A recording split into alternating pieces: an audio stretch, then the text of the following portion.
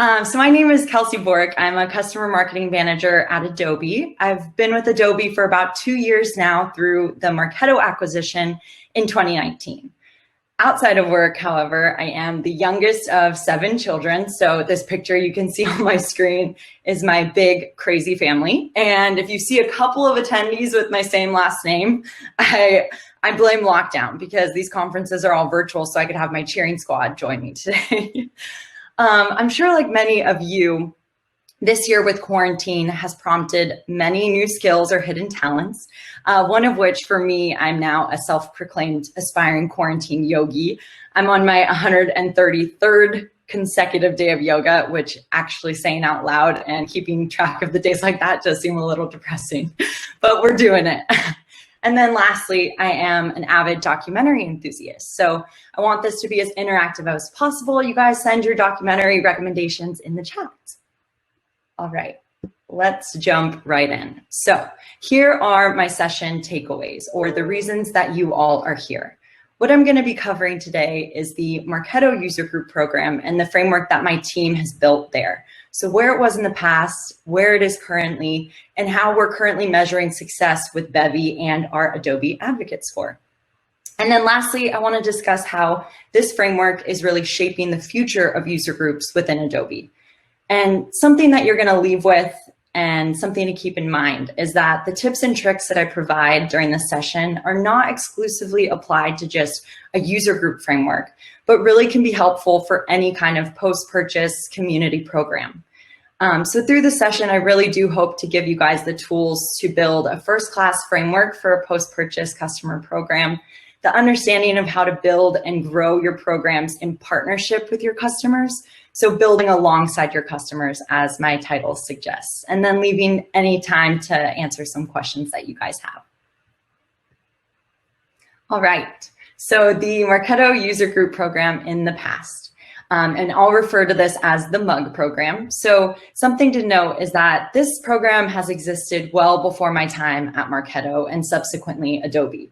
But in the past, groups were primarily managed by customers on all different platforms. So they were being run on disparate systems like LinkedIn, Facebook, Eventbrite, Meetup, you know, the familiar suspects. But internally, we were missing kind of key data points to help justify further investment in the program in order to fully support our customers.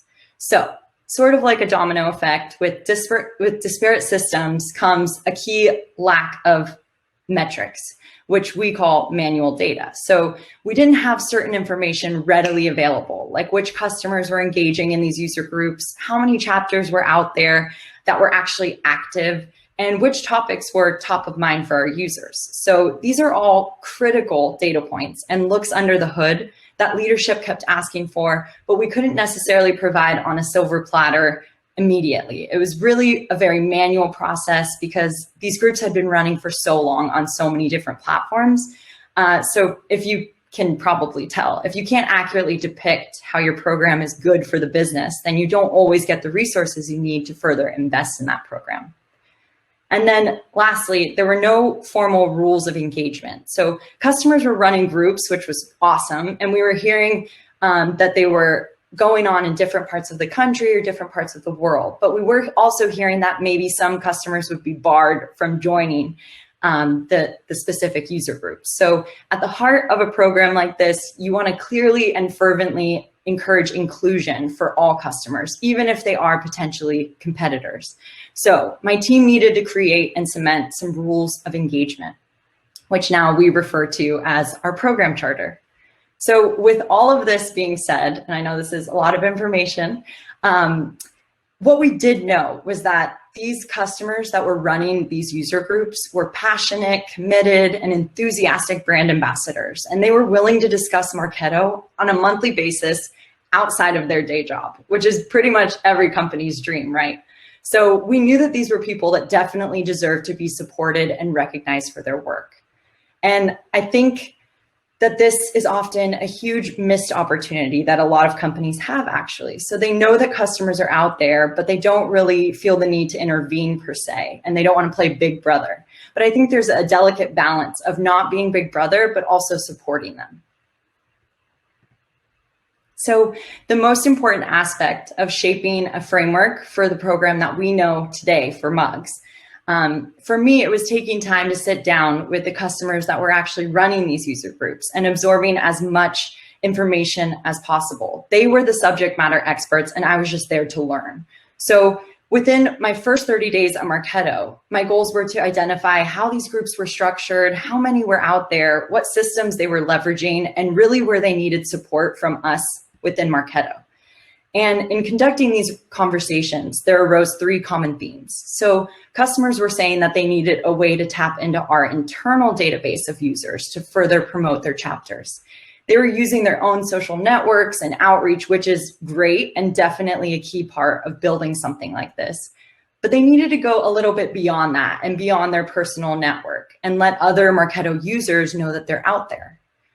Secondly, they needed an easier way to set up event pages and communicate with their chapter members on a regular basis. So in the past, customers would email my team internally, ask us for one-off email sends to help promote their meetings, which is definitely an effective tactic, do not get me wrong.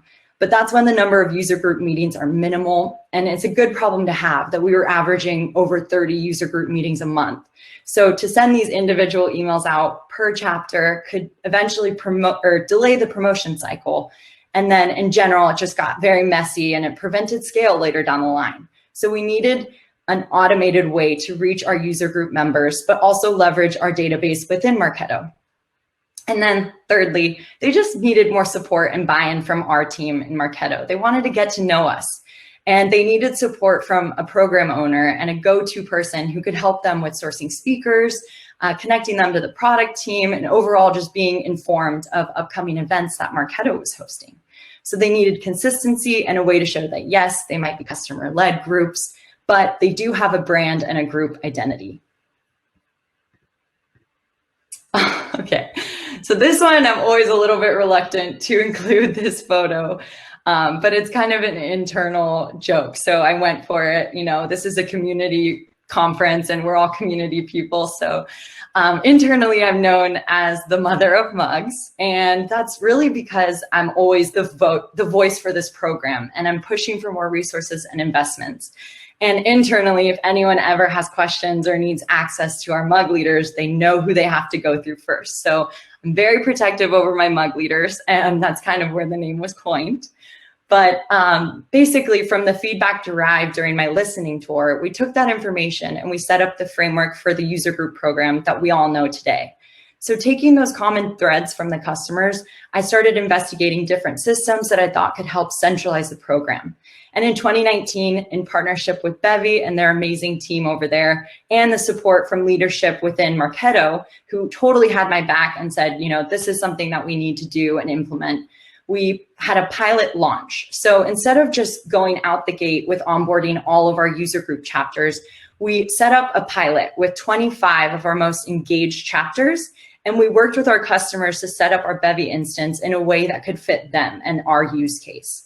So I introduced the tool to our customers and I asked them for feedback along the way. The Bevy team was great. They allowed me to connect mug leaders with them to kind of work together and get it set up in the best format. And then, no surprise, we conducted a survey at the end of our 6-month trial. And through the success of that pilot and the great feedback from our customers, we onboarded the remaining 65 mugs in March, which, yes, concurrently fell with the pandemic, but like everyone else and their mothers, we pivoted to virtual instead of a typical in-person strategy, which is a whole other beast in itself, but Bevy was definitely there along the way to help support us in that transition. And to put this fully into perspective, in 2019, we had 6 virtual user groups out of 85, but in 2020, we had 87. So this was definitely a critical adjustment, and we had 3,000 members on our Bevy site, and that was a key metric that had always been hard for us to unlock. So we knew how many user group leaders I was working with directly, but it was hard to keep track of attendance and figure out, you know, how many people beyond the user group leaders are actually coming back month over month and engaging. And we're now in also 18 countries and growing each month. So if you're seeing a common motif here, you're probably right. And that's that communication is absolutely key. I had a hypothesis based on the data during my listening tour. I collected that customer feedback, but I needed actual input and participation from the people who would be using Bevy each month. It further showed them that, we're in this together. I want to help you work through these grievances for running your user group, and we're going to fix this problem overall. So, MUG program, future state. And a key point that I want to discuss here is that in customer marketing in general, and just the community industry, I think we can all agree that we face similar problems. How do you turn customer sentiment and involvement in these programs into tangible business impact? Well, my team, and shout out to Will Harmon, who's on the line, and he's actually leading this initiative, we're in the process of developing what we call an advocate score. So through the direct integration with Bevy and Marketo, this is something we've wanted for years. But in an effort to attain more quantitative data into the advocacy world, so that can help us communicate our impact upward. And the best way that I can describe this in familial terms is it's similar to, like in sales, a lead score, but for post-sale. So instead of scoring activities as prospects are going down a sales funnel, this is for post-purchase. So the different actions that customers take help us identify who our most engaged advocates are and the revenue associated to that account level, which we've never really been able to do or directly tie back to our influence before. So like I said, big shout out to Will and Jess Cow and everyone on our team that's working really hard to get this done. This is something that's definitely still in the works, but it's a metric that I think all customer marketers and people in our industry will try to be achieving in the near future, if not already. So we do have a goal of hitting 100 MUG chapters by 2021. And something important here and something to note is that while it's great to have goals associated to specific metrics, I think that quality should always prevail over quantity. So you can boast, I have 300 user groups worldwide and it's great. But if those user groups are not meeting regularly and they don't feel fully supported, then it's actually going to hurt your program in the end. And then lastly, continuing to work with my MUG leaders to just improve the program overall. They really are an extension of my team, and they know that I'm fighting for them along the way. So I'm going to keep, adding resources and talking to them through all of these grievances to make sure that the framework that we create is sustainable. All right, gonna take a sip of my water. And at this point, you might be thinking, all right, like Ron Swanson, what's your point, Kelsey? Well, what I'm really trying to illustrate is that by centralizing your customer programs and taking a look under the hood as best you can, you're not only serving your customers and helping guide them through the post-sale journey, but you're also proving your impact and your team's value to the business at large. So this, for my team, is evidenced by the launch of Adobe user groups. So Marketo was an acquisition by Adobe in 2019. It's a small fish in a big pond, but through the success of these user groups and the engagement that we've seen just built by our customers, my team has been tasked with replicating this framework and continuing to build on that program, but for other products at Adobe. And we're starting with Adobe Analytics. So we actually now have a Bevy site that's going to go live this month. So if you happen to be an analytics user, feel free to reach out to me and I'll connect you with some chapter leads. I never take off my community leader hat, so had to fit a quick plug in there. As I've said throughout this presentation, this is not just unique to a user group program. This tried and true recipe can really be applied to any customer program and community program. And it's what we kind of internally call our secret sauce. So for example, our champion program. We have some of the most die-hard Marketo fans who we select every year based on their product expertise, their willingness to help their customers, and just overall advocate engagement. We call them the Marketo champions, but also the Marketo crazies, because they're the ones that absolutely bleed purple. And they are the types of customers that will dye their hair purple for Adobe Summit, and even sometimes put Marketo champion before their actual job title within LinkedIn. And the success of that program and the partnership that we've built with those advocates has really granted us that opportunity to replicate this across Adobe's Experience Cloud. And it helps us attain just another level of advocacy.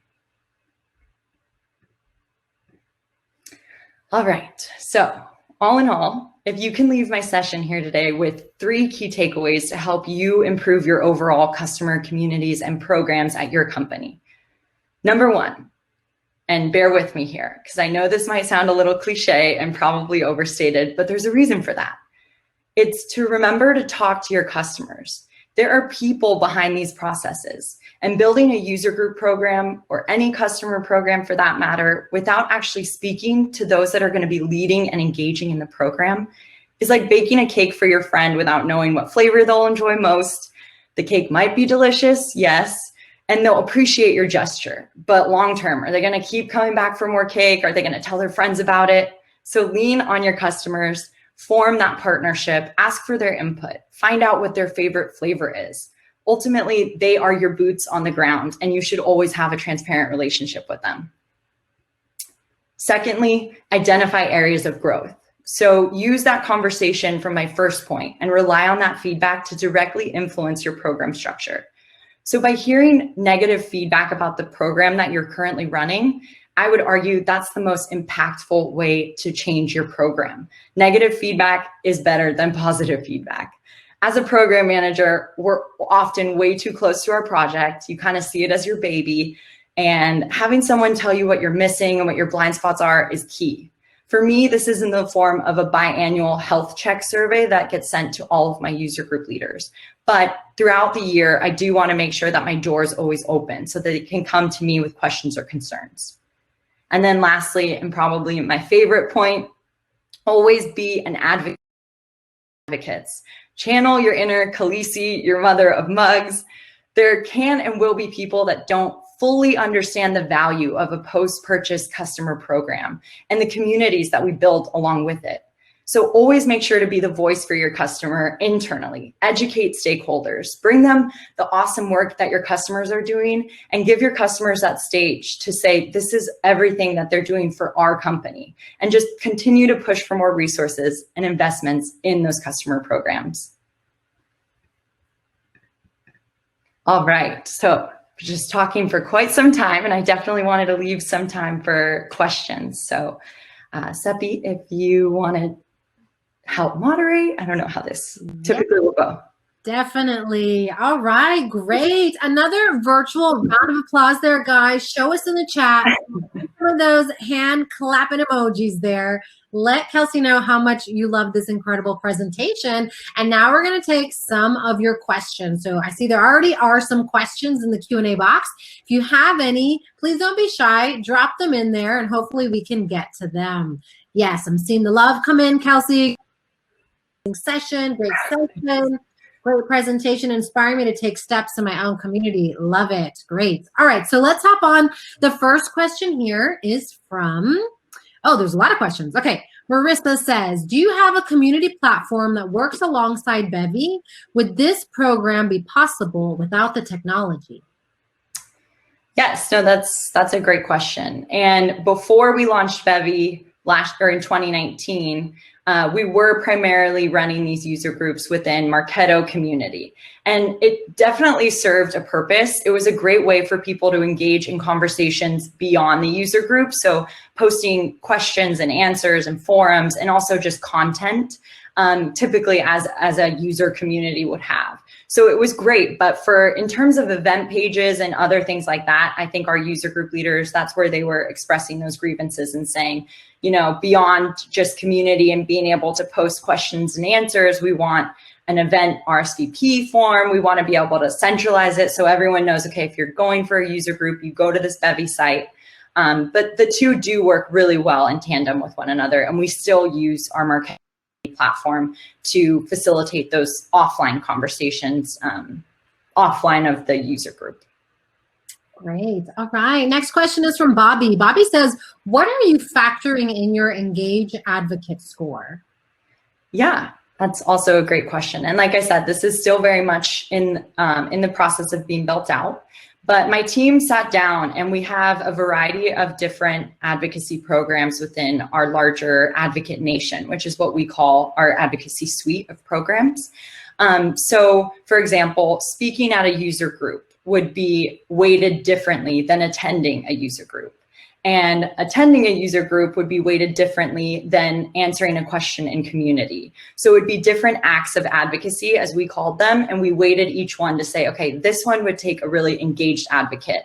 This one would take someone that might have just stumbled upon a user group.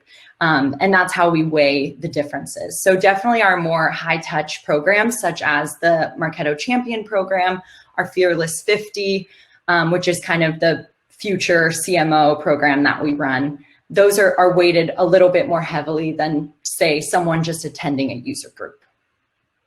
Great. All right. Next question. Carrie says, how do you define what constitutes a user group? Can you share some of the requirements to launch?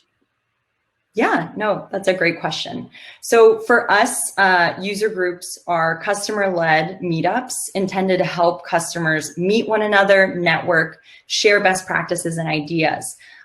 Like I said, at the heart of this, it's really customer-led. They're driving the agendas, and it's not a one-size-fits-all. So it's not that every single user group this month will be talking about this specific topic within Marketo. It's really prescriptive to that audience. So we rely on our user group leaders to determine, oh, we heard a lot of questions about lead scoring or attribution. So we'll get a speaker from Visible to come in and speak on that topic. So it definitely relies on that partnership, as I spoke about, with the user group leader to determine what their audience will need. And we also send out surveys and just questionnaires to the member and the community to say, what do you guys want to hear more about? And then the requirements, we do have criteria around who can apply to be a user group leader, and they have to be a current customer.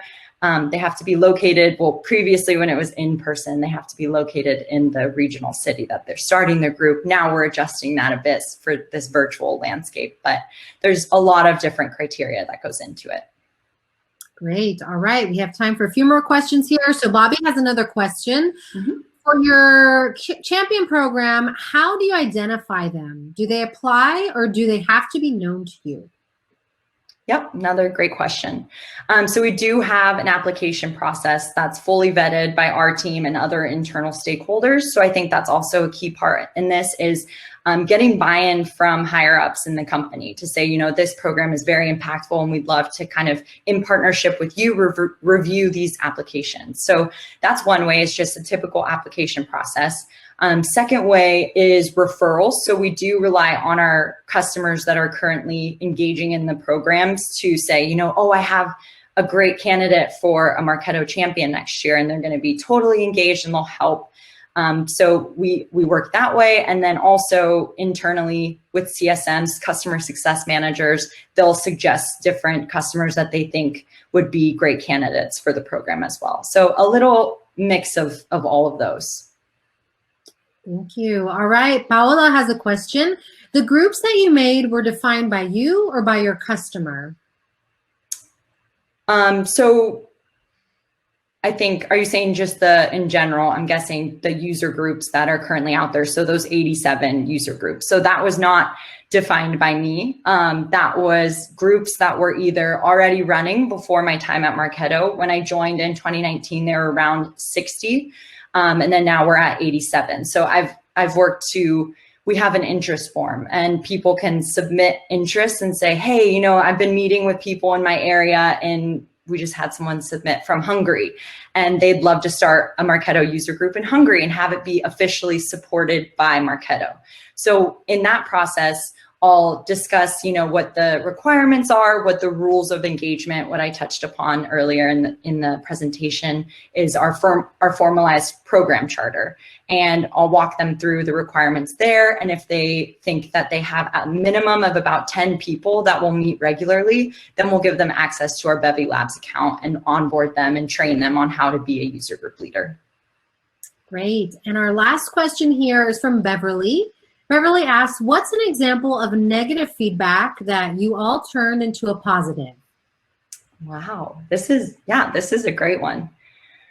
Let me think about that for a second, because there's definitely been negative feedback and I don't want to just paint it as, this is the best program ever. And like I said, we're constantly iterating on it, constantly adjusting and pivoting our strategy. But I think something that at first was negative is some customers enjoyed running their user groups completely autonomously and without a formalized charter and without the input from Marketo to say, hey, we have new branding guidelines and things for you to use. So at first, I will say there was a little bit of pushback from some customers saying, you know, we've been running this user group for X amount of years. So who's Kelsey Bourque to come in, you know, year one and tell me how to run my user group? And that wasn't the point. So I think just talking them through the reasons why we wanted to centralize the program and make sure that we were working in partnership with them really helped kind of change a lot of their views and say, okay, they're not just trying to come in and play big brother, but they're trying to help me become more, you know, successful in my user group. And it's not their day job. So us giving them the resources to better run their chapters and to make it easy, plug and play was essential. And I think that ultimately turned into a positive. Amazing. All right, Kelsey, thank you so much for your time, for sharing your knowledge with us. Yes, thank you guys so much for your time. Feel free to reach out on LinkedIn if you have more questions or want me to get more technical, or reach out to me at kbourque@adobe.com. But thanks so much, Seppi. Thank you. And I'm going to drop Kelsey's LinkedIn link here in the comments if you guys want to grab it there. And I want to thank everyone who joined this session. Thank you so much for your time and for your questions. And I just want to let everyone know, if you want to, you can head over to the main stage to catch the Community Industry Awards ceremony and announcement. It just started. So if you want to head over there, I will see you guys there. Thank you again, Kelsey. Awesome. Thanks so much. Bye. Bye, everybody.